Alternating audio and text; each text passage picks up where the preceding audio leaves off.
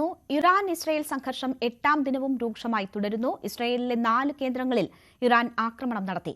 ഇസ്രയേലിന്റെ ഇന്റലിജൻസ് ആസ്ഥാനം ആക്രമിച്ചെന്നും ഇറാൻ അവകാശവാദം ഉന്നയിച്ചു.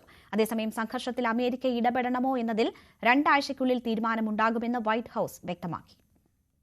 പശ്ചിമേഷ്യയിലെ സായുധ സംഘർഷത്തിൽ അമേരിക്ക നേരിട്ട് പങ്കാളിയാകുമെന്ന ആശങ്ക നിലനിൽക്കെ പരസ്പരം ആക്രമണം കടുപ്പിക്കുകയാണ് ഇസ്രയേലും ഇറാനും. ഇസ്രയേലിലെ 4 കേന്ദ്രങ്ങളിൽ ഇറാൻ ആക്രമണം നടത്തി. ടെല്ലവീവിനോട് ചേർന്ന പ്രദേശങ്ങളിൽ നടത്തിയ ആക്രമണത്തിൽ കെട്ടിടങ്ങൾക്കടക്കം വലിയ നാശനഷ്ടങ്ങൾ സംഭവിച്ചു. ഇസ്രയേലി നഗരങ്ങളിൽ ഇറാൻ ക്ലസ്റ്റർ ബോംബുകൾ പ്രയോഗിച്ചെന്നും വിവരമുണ്ട്. ഇസ്രയേലിന്റെ മിലിറ്ററി ഇന്റലിജൻസ് ക്യാമ്പിന് നേരെ ആക്രമണം നടത്തിയെന്ന അവകാശവാദവും ഇറാൻ ഉന്നയിച്ചു. ഇസ്രയേൽ ആക്രമണത്തിൽ കിഴക്കൻ ടെഹ്റാനിൽ വൻ നാശനഷ്ടം സംഭവിച്ചു. നിരവധി പേർക്ക് പരിക്കേറ്റു. അതേസമയം സംഘർഷത്തിൽ അമേരിക്ക ഇടപെടണോ എന്നതിൽ 2 ആഴ്ചയ്ക്കുള്ളിൽ തീരുമാനമുണ്ടാകുമെന്ന് വൈറ്റ് ഹൌസ് അറിയിച്ചു. I have a message directly from the president, and I quote, "Based on the fact that there's a substantial chance of negotiations that may or may not take place with Iran in the near future, I will make my decision whether or not to go within the next 2 weeks."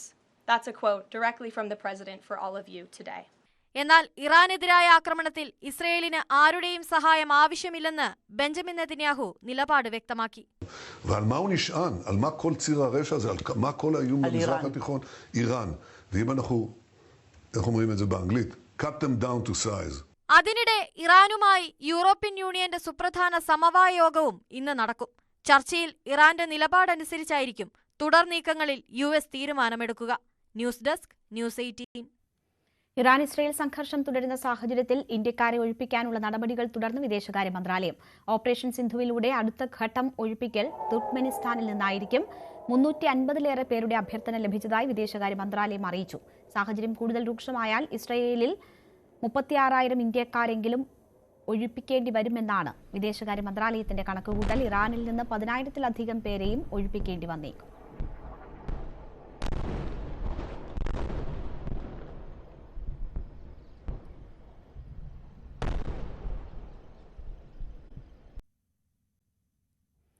Operation സിന്ദൂറിന് പിന്നാലെ വെടിനിർത്തൽ കരാറിനായി ഇന്ത്യയോട് അഭ്യർത്ഥിക്കുകയായിരുന്നുവെന്ന് സ്ഥിരീകരിച്ചു പാകിസ്ഥാൻ.